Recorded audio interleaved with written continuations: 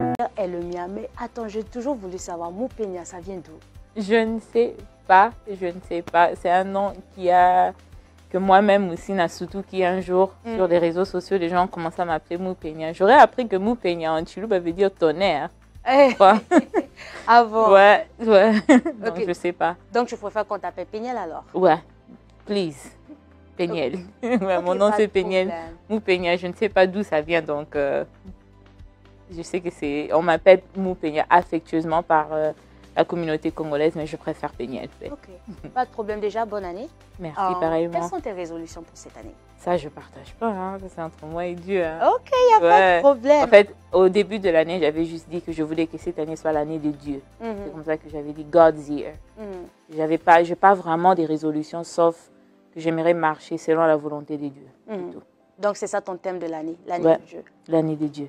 Alors, Péniel, déjà, bienvenue à Inside encore une fois. Thank you. Toute personne qui vient ici doit passer par notre scanner, mais pour aujourd'hui, j'aimerais que toi-même, tu puisses faire ton scanner. J'ai évoqué tes titres, mais dis-nous, qui es-tu? Bon, je m'appelle Péniel Ntsamba Chibasu. Je suis mère de 2 beaux garçons qui s'appellent Shaddai et Zion.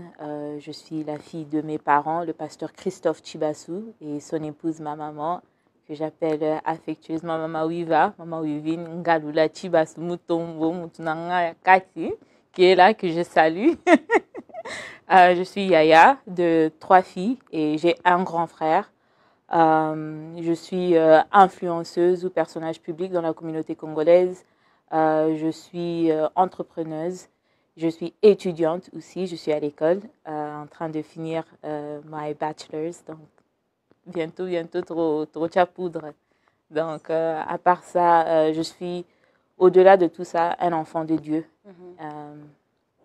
Une servante. Et ouais, je pense que c'est tout, hein. Alors, des ténèbres à la lumière. Ouais. Aujourd'hui, tu veux parler de ta nouvelle naissance, de ta conversion. Ouais. Quelles sont les circonstances qui ont conduit à cela? Oh là là. Déjà, pour parler de la reconversion, je pense qu'il faudra parler de la déconversion d'abord. Et je pense que j'ai eu à vivre pas mal de choses dans l'église du Congo et des choses qui m'ont beaucoup découragée. Et je pense que pour moi, j'avais du mal à faire la part de connaître Dieu et avoir une intimité avec Dieu.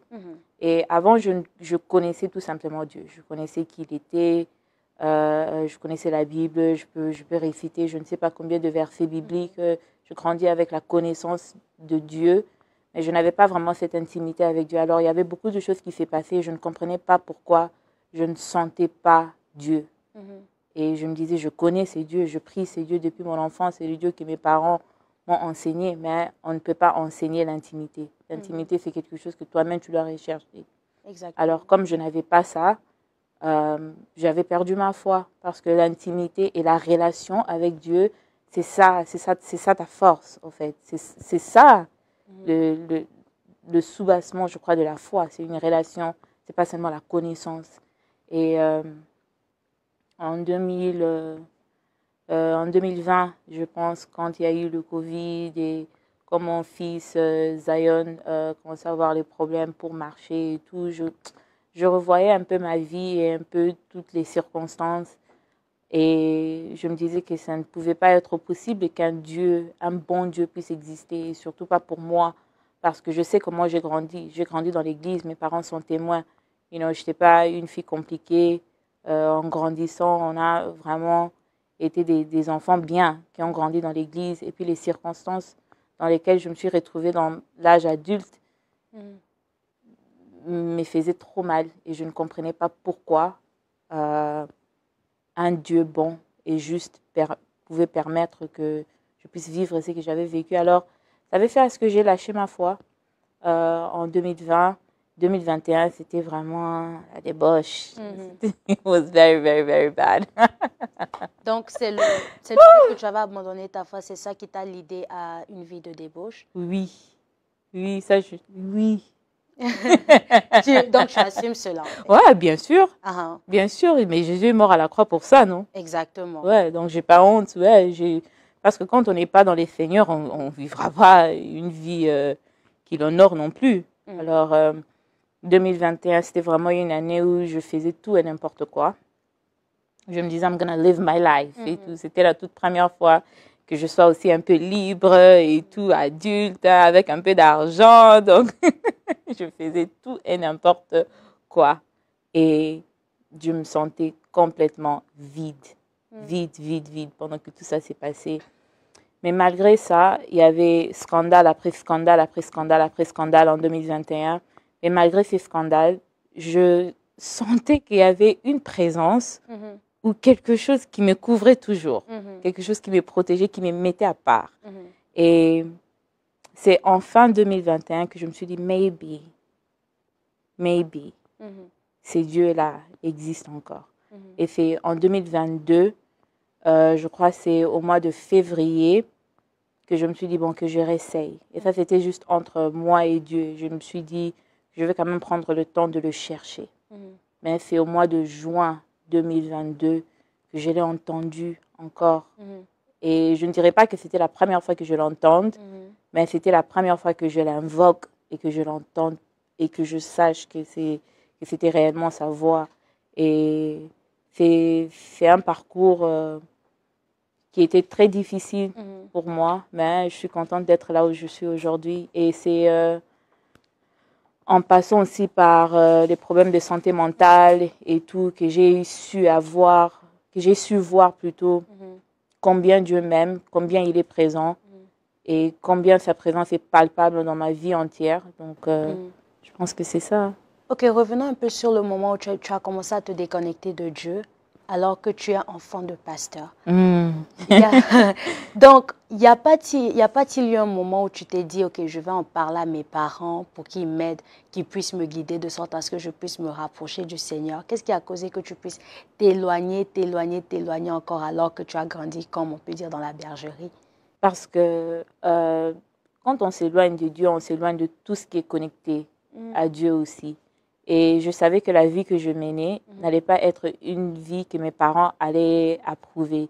Donc, je m'étais même éloignée de ma famille, je m'étais éloignée de toutes les personnes qui pouvaient me rapprocher aussi des dieux. Alors, je me disais, j'ai vécu quand j'étais jeune, quand j'étais encore au high school, j'ai fait tout correct. J'étais correcte, j'étais à l'église, je faisais tout comme enfant de pasteur et tout, mais j'ai quand même vécu ce que j'ai vécu, alors je m'en fous. Les opinions des gens et les opinions de mes parents inclus. Donc, je les avais vraiment éloignés. J'avais éloigné tout le monde. Tout le monde. Alors, t'étais-tu baptisée dans ton ancienne vie? Oui. Et est-ce que tu t'es rebaptisée maintenant que tu as donné ta vie à Christ? Non, parce que je ne trouve pas que c'est nécessaire de repasser par le baptême.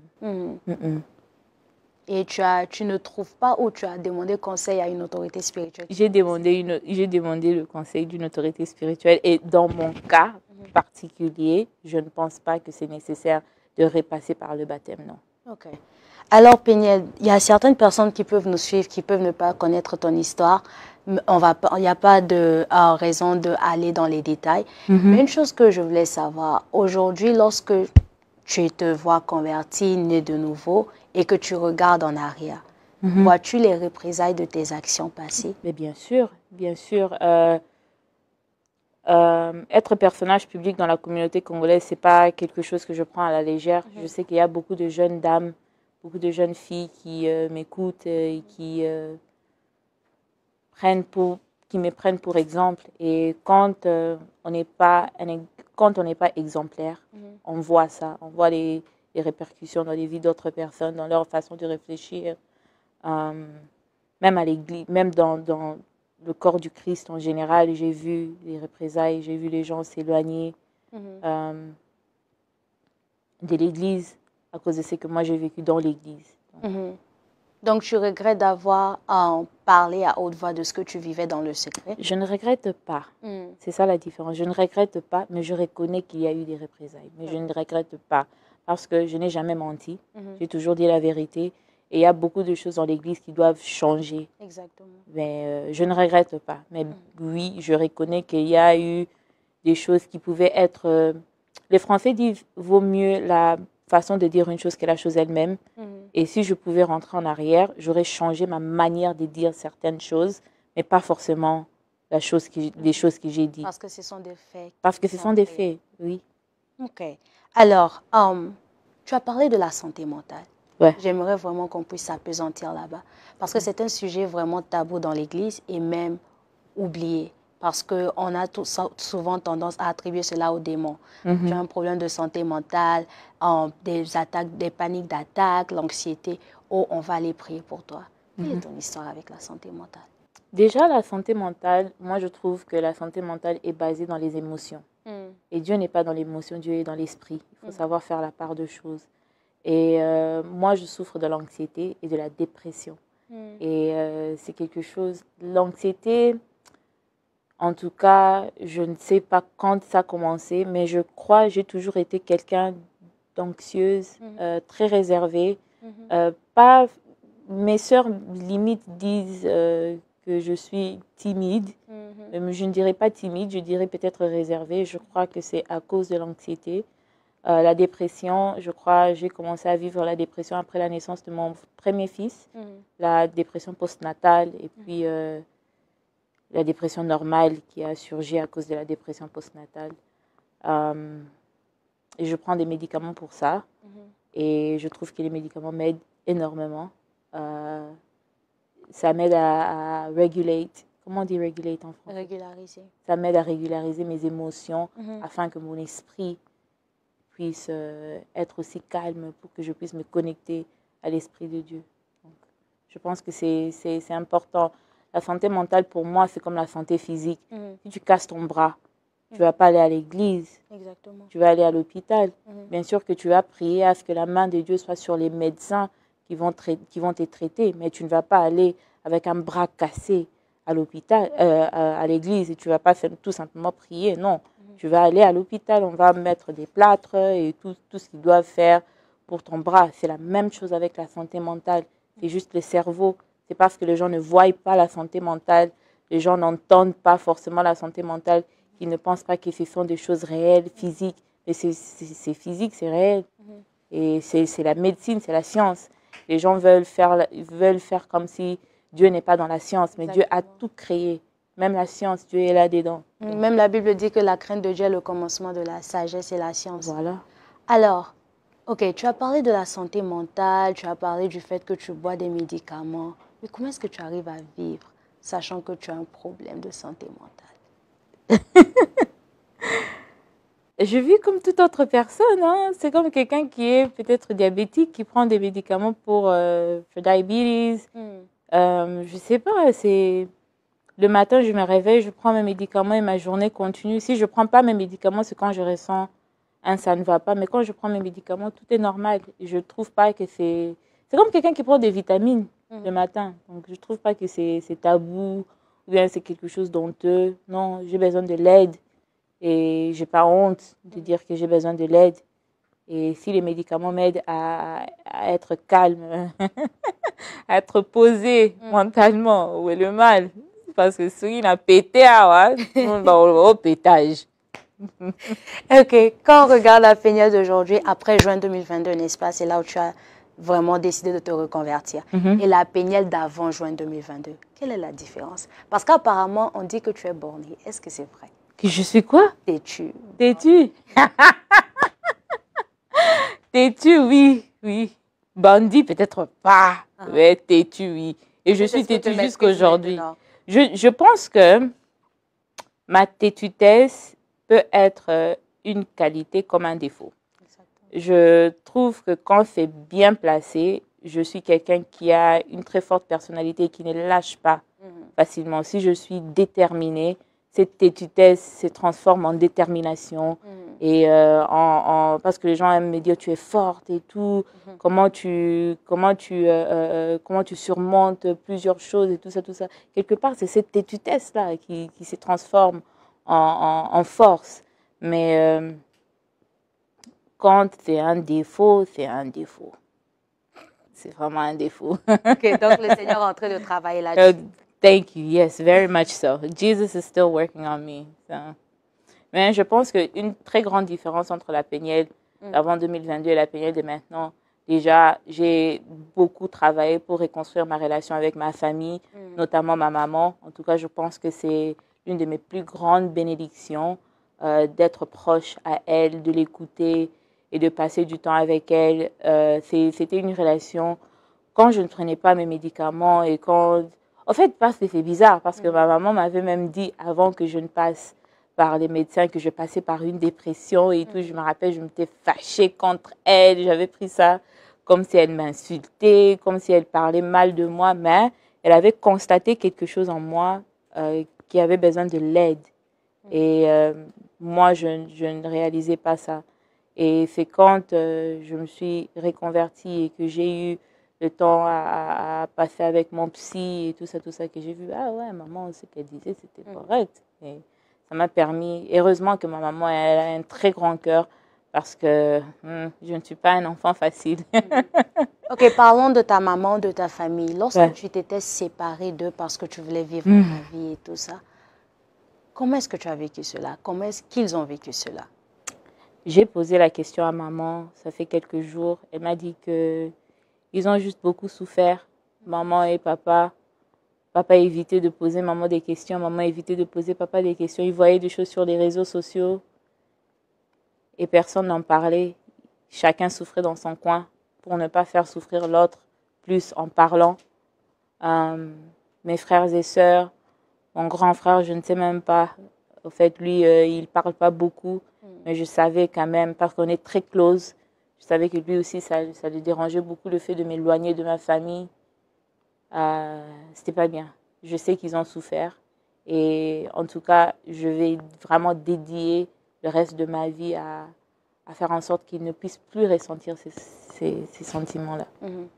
Ok, tu as évoqué ta déconnexion du Seigneur et aussi ta dépression. Penses-tu que les polémiques, ou dirais-tu que les polémiques multiples sur les réseaux sociaux autour de ta personne étaient liées à ta déconnexion du Seigneur ou à la dépression?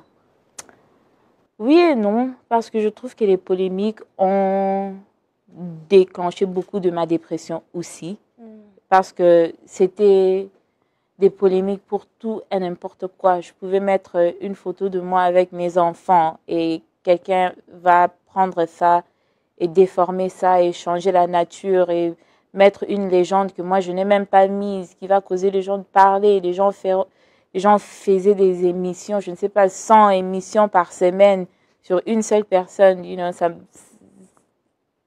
Toute personne normale ne supportera pas ça.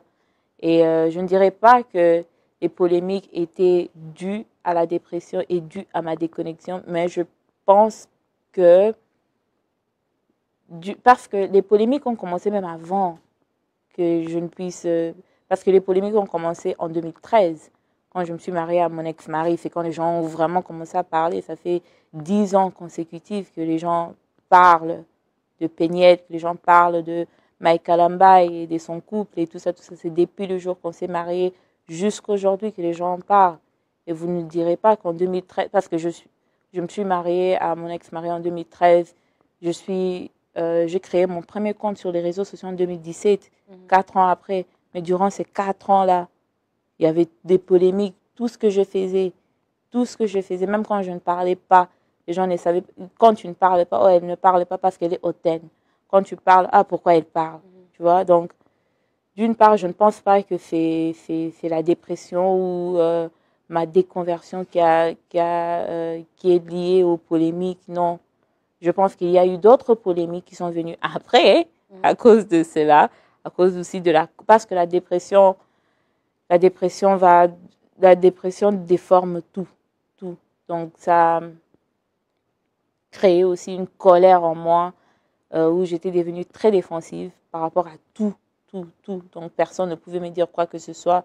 Parce que aussi, quand tu es quelqu'un qui est tout le temps attaqué, qui est tout le temps critiqué, qui est tout le temps picking you apart at every chance they can, tout. À un moment, tu deviens très défensive, tu deviendras défensive. Et c'était le cas pour moi. Et cette position-là de défense, les gens prenaient ça mal, ils comprenaient ça mal, mais ils ne savaient pas que j'avais aussi beaucoup encaissé pendant beaucoup d'années avant d'en arriver là. Et comment est-ce que tu as vécu tout ce stress, toutes ces catastrophes avec tes enfants?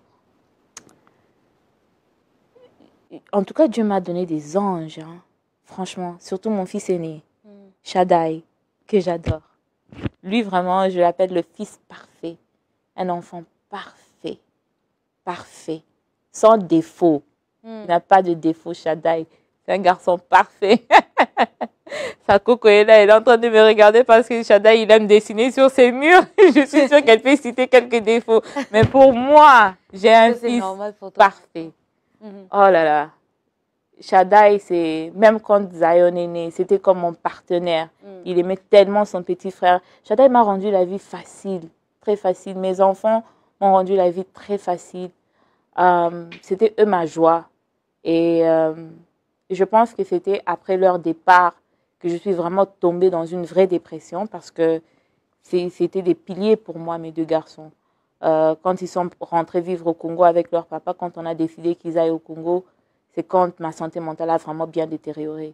Parce que mes enfants... J'ai des enfants parfaits, Dada. Les enfants parfaits sont partis. Ouais, les enfants parfaits sont partis. Mais tu les verras bientôt. Ben, bien sûr, je suis leur maman, bien sûr. Et je parle avec eux à tout moment, donc.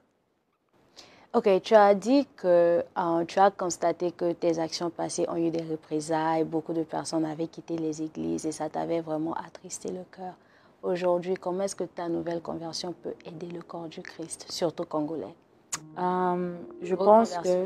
Reconversion, thank you. Je pense que le fait de voir mon témoignage, le fait de voir tout ce que j'ai vécu publiquement montre que Dieu est vraiment ce qu'on appelle un rédempteur. La Péniel d'hier et la Péniel d'aujourd'hui, c'est vraiment, selon moi, deux différentes personnes. Et j'entends les gens dire, tu rayonnes, tu sembles être plus apaisé et qu'on sort. Et aussi le fait d'avoir, je crois, cette humilité-là pour demander pardon au corps du Christ et demander pardon aux personnes que j'ai offensées. C'était juste pour leur faire comprendre que même moi, je comprends que quelque part, mon comportement n'était pas bien. Et que si j'ai été, comme les Quinois disent, libaku pour les autres, je m'excuse. Pierre de nid. Une pierre d'achoppement. Une pierre Stumbling block. Stumbling block. Je une pierre d'achoppement. Moi, je suis pas très forte en français, mais je me bats. Tu te débrouilles trop bien. Thank you Parce so que je much. t'entends souvent parler l'anglais. Ça m'étonne même de te voir parler en français. Ah, thank you. Je me débrouille. Ouais, d'être une pierre d'achoppement pour l'Église, c'est quelque chose qui m'a beaucoup attristé. Mais Pierre a katabatmatoi. Et il a coupé l'oreille d'un soldat. Ouais, Paul a tué des chrétiens, mais il est resté parmi les apôtres qui sont plus connus, qui ont écrit des lettres à l'Église et tout ça. C'est pour montrer que Dieu ne gaspille pas l'onction et Dieu ne gaspille pas son appel avec qui que ce soit. Et la croix est un symbole qui devra être respecté par tout le monde. Et c'est à cause des personnes comme moi, à cause des péchés comme les miens, que Dieu est mort à la croix, que Jésus est mort à la croix. Donc, je pense que je suis vraiment l'image du christianisme. Parce que l'image du christianisme, c'est une personne rachetée, une personne renouvelée. Te vois-tu commencer le ministère dans quelques années? Non. Mais je sais que tu étais chantre dans le passé, non? Je chante, non, pas chantre, mais je chantais à la Non, j'ai dit non en blaguant, mais je ne sais pas exactement ce que Dieu voudra que je fasse, mais je pense que je vais le servir d'une manière comme d'une autre. Je ne sais pas exactement comment, peut-être en écrivant des livres, peut-être en faisant des make-up tutorials sur Instagram, je ne sais pas exactement ce que Dieu a réservé pour moi dans le futur, mais je sais que ma vie l'appartient. Et du moment où je me suis reconvertie, je lui ai dit que tout ce que tu voudras faire avec la vie de Péniel, roule libre. Donc, Sala Nengolingi, fais comme tu veux. Aujourd'hui, tu as une nouvelle Péniel, mais il y a quelqu'un qui nous suit peut-être qui est comme l'ancienne Péniel d'hier. Quel conseil peux-tu donner à cette personne? Kangama Nzambi, cherche Dieu. Cherche Dieu et cherche la paix avec toi-même. Cherche la paix avec tes proches. Cherche à l'entendre. Cherche une intimité avec le Seigneur. Et si tu veux réellement cette intimité-là, tu as tout simplement besoin de demander. Et puis demander avec sincérité. Vivre comme je vivais auparavant n'amènera rien de bon dans ta vie, rien. Et moi, je parle par expérience. Je ne le dis pas pour descendre qui que ce soit. Je parle par expérience. La vie que je menais, je crois que ça fait 2 ans. Ce n'est pas une vie que je peux conseiller qui que ce soit. Ok, il n'y a pas longtemps sur les réseaux sociaux, je t'ai vu, tu étais en train de faire ton make-up. Et il y avait une chanson assez particulière qui jouait en arrière-plan. Et tu as dit dans ta vidéo, tu as dit dans ta vidéo que tu n'es pas hypocrite et que le succès du père de tes enfants, c'est aussi ton bonheur, ta joie. Quelle est ta relation avec ton ex-mari, le pasteur Mike? We're co-parenting. We're co-parents. On a 2 beaux garçons qu'on aime. Et en fait, la relation, c'est une relation amicale. Hein. On est là, on veut élever nos enfants dans la paix et ça s'arrête là. Rien de romantique. De passer. Et derrière, ce qui devait être pardonné, pardonné. Et on avance. Ok. Et aujourd'hui, quelle est ta nouvelle relation avec tes parents, tes frères et sœurs? Comment est-ce que toutes les choses évoluent? Oh là là. Déjà, mes sœurs, je peux dire que mes sœurs, c'est mes meilleures copines, mes meilleures amies. Et je parlais d'ailleurs avec ma sœur Anna. Elle, je parle avec elle chaque jour. Anna Mbombo. Shout Misenga. Anna Mbombo. Anna Mbombo Majunda. Elle, vraiment, elle est là, dans mon cœur. Donc, mes sœurs, c'est vraiment mes meilleures copines. Ma nièce, d'ailleurs, elle est là. Si tu demandes à mon fils aîné s'il a combien de frères et sœurs, il va te dire j'ai un petit frère et j'ai une petite sœur. Donc, on est vraiment très close. Je suis très proche à mes parents. J'ai eu à passer beaucoup de temps avec mes parents, beaucoup de temps avec ma famille. C'est vraiment la fondation de ma paix. Vraiment la fondation de ma paix. They are my pillar. Et je suis très reconnaissante envers eux. Surtout envers ma maman, d'avoir gardé la famille intacte avec tout ce qui s'est passé et tout. Je pense que la relation est telle qu'elle devra être avec tout le monde. Et aujourd'hui, es-tu retournée dans l'église congolaise? Ouais, je prie à l'église de mon père. Ok. La Harvest Baptist Church, ouais. Alors, nous sommes arrivés à la fin. Ok. J'ai aimé écouter ton témoignage. Thank you so much. Mais avant que nous puissions nous quitter, as-tu un mot d'encouragement à donner à quelqu'un?